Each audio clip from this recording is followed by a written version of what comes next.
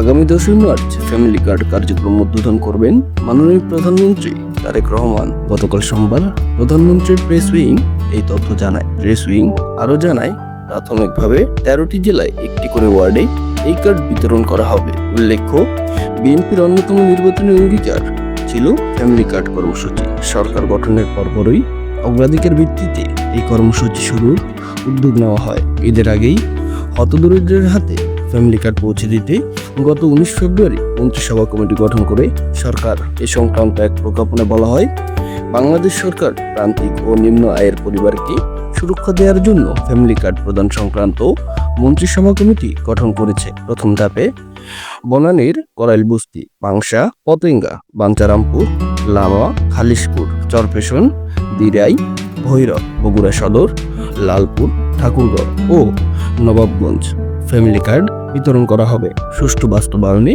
উপজেলা থেকে ওয়ার্ড পর্যায়ে কমিটি গঠন করা হয়েছে। প্রতিটি কমিটির প্রধান থাকবেন প্রথম শ্রেণীর সরকারি কর্মকর্তা। উপজেলা, ইউনিয়ন ও ওয়ার্ড পর্যায়ে গঠিত কমিটি 5 কার্য দিবসের মধ্যে উপকারভোগীর তালিকা চূড়ান্ত করবে। অনুদানের অর্থ ব্যাংক বা মোবাইল আর্থিক সেবার মাধ্যমে বিতরণ করা হবে। নারীরা পরিবার প্রধান হিসেবে এই ফ্যামিলি কার্ড পাবে।